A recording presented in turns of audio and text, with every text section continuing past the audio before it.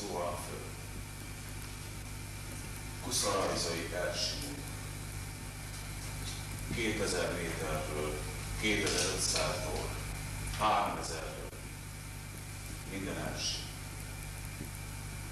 Szétszaggatott sínek, romok, hullák, könnyű, üvöltés. 2000 méterről, 2500-ról, 3000-ről elsimulnak a kuszarajzok. Mértani rendben sorakoznak a pontok.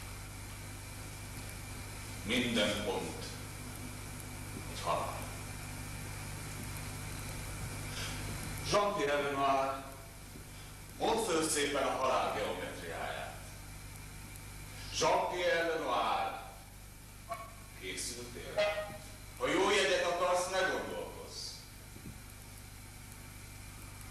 Kicsit szőke hajat, nagy kék szemet, könnyű nyári ruhát viselt. Félénk se volt, csók közben ezüst hangok budjantak elő torkából.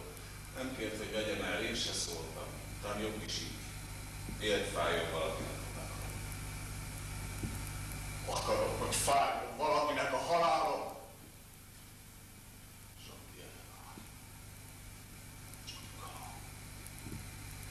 ügyes vagy. Tiszta szem. Jean-Pierre Lenoir. Most változz géppé, hiszen ez a foglalkozásod. Kinek fog fájni? Mama, neked se fáj már.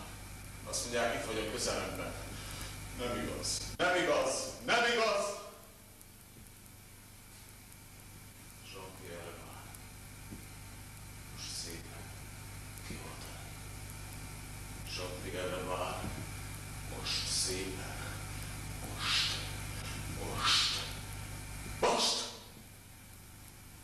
9 inkerzett, aztán még 9 és még 9. A föld mindent lerázott magáról, az utcákat, a házakat, az utcán játszadozó gyerekeket, a gyerekek szüleit, a szülők csitító szavát, szószilákok röpködtek, hulltak a romok közé, Marián coffos fejek gurultak köveken.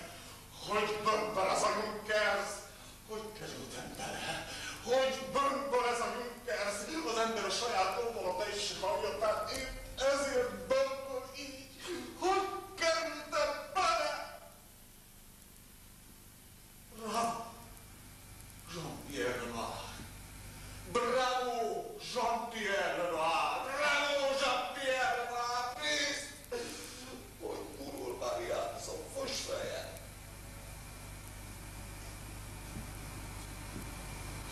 Szól a föld. Mértani rendbe sorakoznak bombatöltségek, romok, hullák. Adieu, Marián. Zuhan a föld, Úristen.